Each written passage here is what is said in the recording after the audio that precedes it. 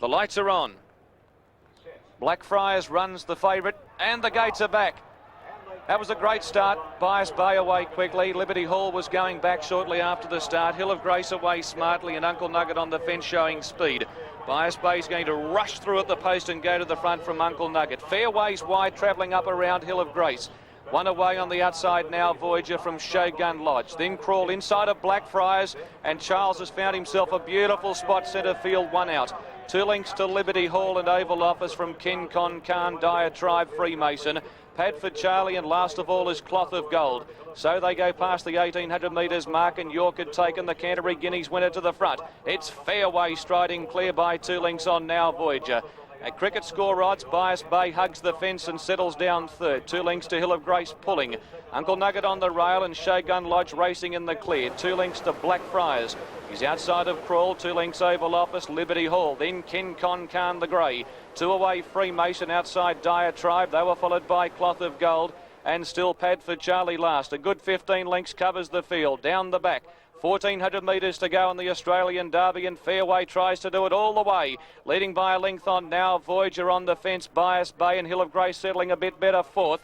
She's on the outside of Uncle Nugget, and 2 lengths to Shogun Lodge, and he has relaxed beautifully in the run. 2 away Blackfriars right behind him. Crawl on the fence, and 2 away in the field, then to Oval Office.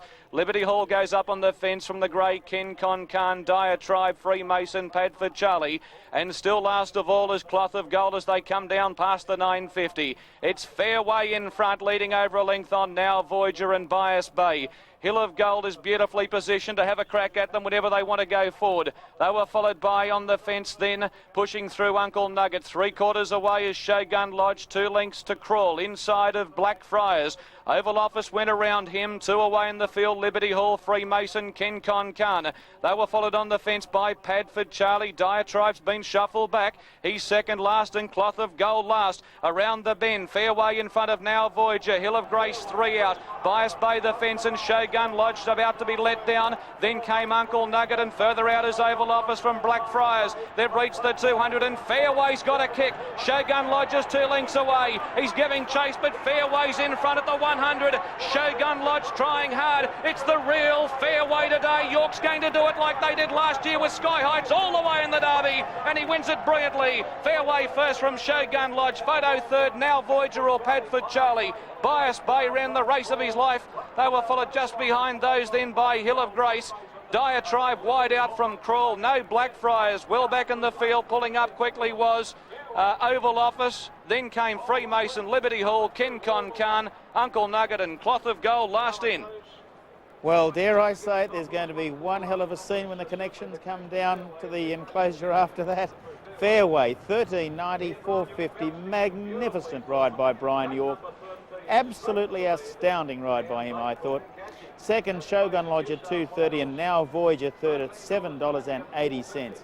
Beautifully rated by Yorkie out in front there.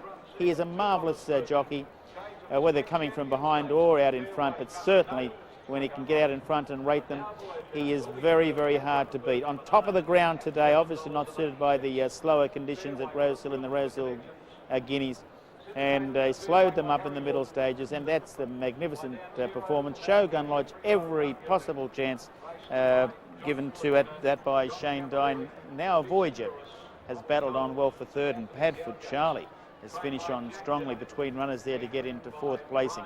But you can take nothing away from the winner. Here's John Tapp.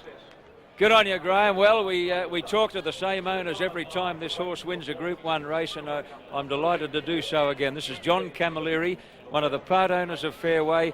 John, like most of us, are still trying to work out what happened in the Rosehill Guineas. It'll remain one of the great mysteries of Australian racing, John. Johnny, we're sick of worrying about it. I think Jack Denham is as well, and we'll never know what happened, but forget it. We put it behind us, and he's there today. He's made it. Now, obviously, he's been doing everything normally since the Rosehill Guineas. The vets came up with nothing. Nothing at all. Blood tested normal, work's been good, eating everything. So what do you put it down to? I mean, Brian York said to us, maybe it was the track, and we thought that was a cop-out. But, you know, he's been right. It could have been the track that day. So, anyway, we're here Derby Day, and we've won it. It's just amazing. John, leading all the way to win derbies is not something that's done every year, but it must add to the thrill. Well, Jack and Alan Denham think this is a special horse, and I think he showed that today. You know, we're waiting for him to tire in the straight because there's been a question mark over the 2,400 metres. He's never run it, but he more than ran it today. He ran them off their legs. John, just stand by for a moment. Simon Marshall is speaking now with Brian York. You were able to be left alone in front and breathe. Yeah, it made all the difference, Simon. I just jogged in front. It's easy travel, beautiful. And when you're going that easy and so relaxed, they don't get beaten, you know. Well, we thought he was the best horse in the race. That's why I tipped him, and so did you, Brian. And it just goes to show, too, the top of the straight and the acceleration that he's got. Yeah, well, I just held him up until we got to the rise and let him go off the rise, and he just pinged away. Mate, what about it for Jack A, his first AJC Derby? Well, he deserves it too. He's won everything else, hasn't he? That's for sure. You're on staging in the Derby, Doncaster, Brian. Be all right to get the double? Yeah, it'd be lovely, wouldn't it? Yeah. But she's got a chance. I mean, she's been racing okay. Yeah. And she's going to get a nice run from the barrier. One of the best horses you've ridden, this bloke? This bloke's a pretty good horse. No, he's not the best horse I've ridden. Martin Powers, and undoubtedly the best horse. But this bloke's going the right way. He might even end up better. All right, Brian, thank you very much. Here we go. Brian York, the AJC winning jockey on Fairways, folks. Simon Marshall with the winning jockey Brian York. Apparently we've got head-on footage coming up here in a moment, which shows Brian York's elation as he goes past the post on this horse Fairway, which must certainly rate as Brian's all-time favourite, John Camilleri. You know, no jockey in the world would suit Fairway better. It's well documented that Brian York's judgment of pace is extraordinary. Oh, look, Johnny, I'll just say he's got a time clock in his head. He's brilliant. You know, he can ride from behind or in front, but he's a specialist in front, and this horse can do it in front. So we're lucky to have him aboard. You seem remarkably composed externally. How are you feeling inside? Oh, well, John, we've been sick for 2 weeks over the Rose Hill run, so, you know, our feet are on the ground, Johnny. So John, the gentleman standing on your right is the man that made all of this possible. Renowned bloodstock syndicator Harry Lawton, who selected and purchased this horse in New Zealand as a yearling. I think that the amount of money, Harry, was $36,000. 40,000 New Zealand, which equates to about 32 Australian. Right. What did you like about him? I liked his pedigree. He looked lanky, he was immature, but he passed my vet and he passed my financial standards. He wasn't too dear. Now, Harry, is it true that he was a potty foal? He lost his mother shortly after birth? Yeah, the mother died when he was born. He had a foster mum, yeah. That's right. A lot of people shy away from potty foals because they believe they become too spoiled and pampered and can lose their spirit and their will to win. Fairway blows that theory sky high. I'm very glad they got that theory. It left me getting Fairway, so I hope there's more of that sort of thing. Now, Harry, this is your, I've lost count of your Group 1 winners. That's my 13th Group 1 winner. That's with 10 Group 1 winners I've had. This one's won 3 Group 1s now. And the accumulated money they won, how much was that race worth? 1.9 million today. Well, it was 6.2 plus 1.9 is 8.1 million. The accumulated 10, the cost of the 10 horses I bought is 210,000, which is 21,000 per horse. I don't know what the average stake money they've won now. How many 10 goes in, or 800 and something? It's $810,000. I'm not very good at the arithmetic. So, Harry, what you're saying is you don't have to go out laying $1 million to buy a Derby winner. Absolutely not. You can buy these sort of horses, and I've got some beautiful horses at the moment at the right prices, without going on these, you know, hillbilly prices they pay. Yeah, Harry, from all of us at Sky Racing, congratulations. You've stood the test of time. You're a man of immense credibility and integrity, and I'm personally delighted to see you select yet another Group 1 winner.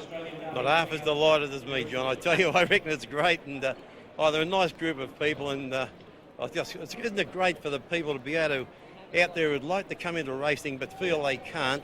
Well, they can. Yeah. Get a horse like this, and not a stupid price. I mean, 6 people bought this at 10,000 each. One dropped out.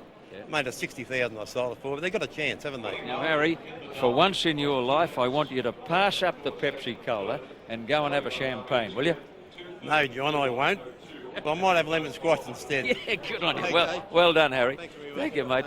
One of the best blokes in the business, Shadow, my good mate and a great friend of long standing, the one and only Harry Lawton, the king of syndication.